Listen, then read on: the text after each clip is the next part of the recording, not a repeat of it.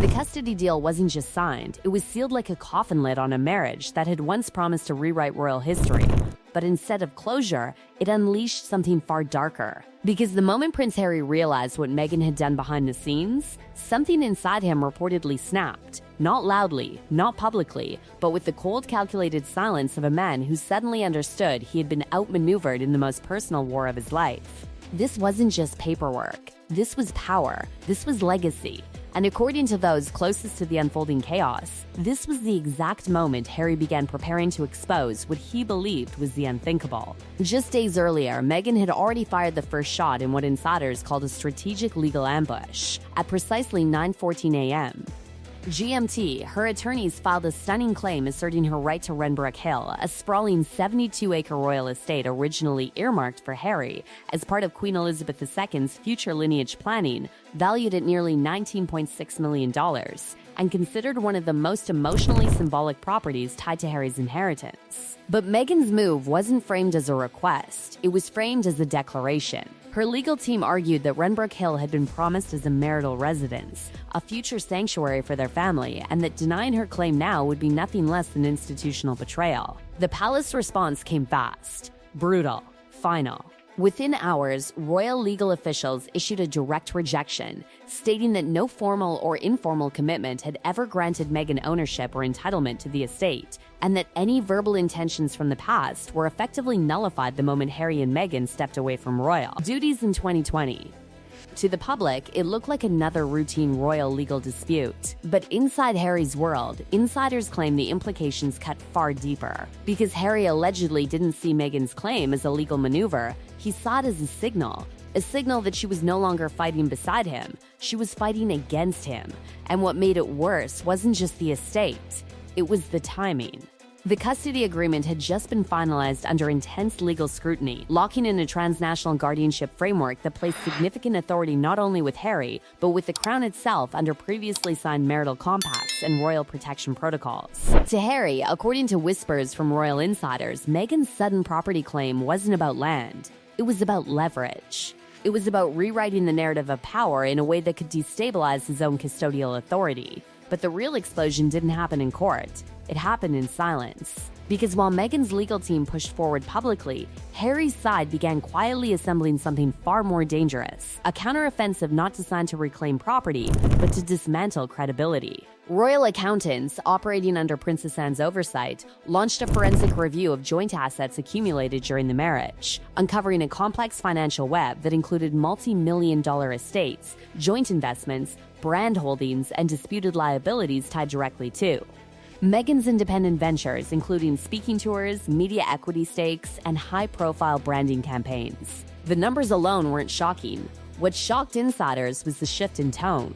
Harry wasn't negotiating anymore. He was preparing to separate everything, financially, legally, and personally. And then came the moment insiders say changed everything. Because Meghan didn't just challenge the estate. She challenged Harry himself. In a sealed filing submitted to family court, her legal team allegedly introduced claims questioning Harry's emotional stability, referencing past therapy sessions, emotional volatility, and alleged behavioral incidents during their marriage. It was the kind of filing designed not just to influence custody, but to undermine character. To Harry, this wasn't defense. It was betrayal. And according to insiders familiar with his reaction, this was the exact moment Harry stopped seeing Meghan as a partner in conflict and started seeing her as an adversary in a war over truth, legacy, and survival. Because Harry's legal team responded with something far more precise. Not accusations, evidence, audio logs from child welfare mediators, documentation of therapy completion programs, verified reports confirming his consistent parental engagement and emotional stability during supervised custody evaluations. The message was clear. Even if never spoken publicly, Harry wasn't just defending himself.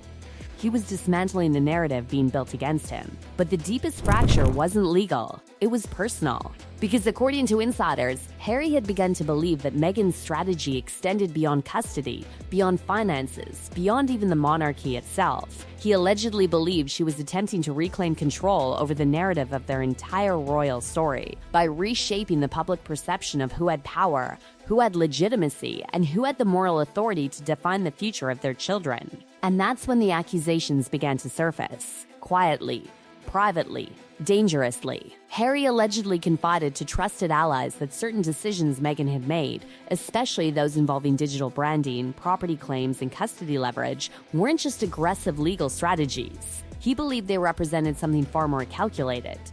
Something designed to isolate him, weaken his institutional support, and reposition her as the central authority over their shared legacy.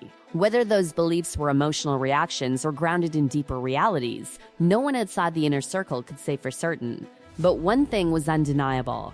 The custody deal hadn't ended the war. It had exposed it. Because behind the headlines, behind the court filings, behind the royal statements crafted with surgical neutrality, something far more volatile was unfolding. A psychological collapse of trust between two people who had once stood united against the most powerful institution on earth. Now, they were standing against each other, and the monarchy wasn't watching from the sidelines. It was choosing sides. And what happened next wasn't loud. It wasn't dramatic in the way Hollywood teaches people to expect. It was quiet, calculated, and infinitely more devastating. Because while Meghan's legal filings were unfolding in public view, Harry began shifting his position behind the scenes in ways that insiders say marked the true beginning of the end, not of the marriage, which was already broken, but of the trust that had once defined everything between them. The monarchy moved with unusual speed. Financial audits were initiated. Digital access tied to joint ventures was frozen. Royal legal teams began invoking clauses buried deep inside the 2020 marital compact, a document both Harry and Meghan had signed during the early days of their royal exit, a document that now suddenly became the foundation for decisions that would reshape their entire future. What had once been seen as ceremonial language was now revealed to be something else entirely, something enforceable, something final. Harry reportedly didn't resist it. That was the part that shocked everyone, because for years, Harry had been portrayed as the one who walked away from the crown, the one who chose Meghan over everything else, the one who rejected the system. But now, insiders say, he was no longer fighting the monarchy. He was aligning with it, not publicly, not symbolically, but strategically. And the reason, according to sources close to the legal process, was simple. Harry had begun to believe that the real threat wasn't the institution he had been born into, but the person he had once trusted to escape it with him. The financial breakdown that followed painted a picture far more complex than anyone expected. Joint assets, investments, media ventures, and brand equity were all placed under forensic review, revealing millions in shared holdings, but also millions in disputed ownership claims tied directly to Meghan's independent commercial activities, including speaking tours, sponsorship deals, and branding projects developed after their royal departure. Each line item wasn't just a financial entry, it was a fracture point. And then came the custody enforcement phase. The transnational custody structure that had been quietly approved under dual jurisdictional authority, binding courts in both London and California, activated its enforcement provisions. Custodial authority would not rest solely with either parent. It would exist within a sovereign framework designed to protect the heirs from exactly the kind of instability that had now consumed their family. To Meghan, according to insiders, this felt like institutional control. To Harry, it felt like protection. That difference in perception became the dividing line between them. Because Meghan didn't retreat, she escalated. Her legal team introduced new filings challenging the very legitimacy of royal custodial authority, arguing that foreign institutional influence should not override maternal rights under U.S. legal standards, and framing the monarchy itself as an entity exerting coercive pressure over the custody process. It was a bold move, a dangerous move, one that forced Harry into a position he never expected to occupy. He wasn't defending himself against the monarchy anymore. He was defending the monarchy against Meghan. And that's when insiders say Harry's accusations began to shift from legal defense to something far more personal. Because privately, he allegedly began raising questions not just about Meghan's legal strategies, but about her motivations, her timing, her intent. He reportedly questioned why property claims, digital ownership disputes, and custody challenges were all emerging simultaneously, creating maximum legal and public pressure at the exact moment custody arrangements were being finalized. To Harry, according to those familiar with his thinking, it didn't feel random. It felt coordinated. And then came the digital battlefield. The Crown invoked emergency identity protection directives to restrict the use of the children's names, images, and branding associations across digital platforms, effectively severing Meghan's ability to independently control their digital presence. It was one of the most aggressive institutional responses in modern royal history. Hundreds of pieces of Sussex-branded content were flagged, restricted, or removed. Media partnerships were suspended. Platform relationships were reevaluated. To the outside world, it looked like censorship.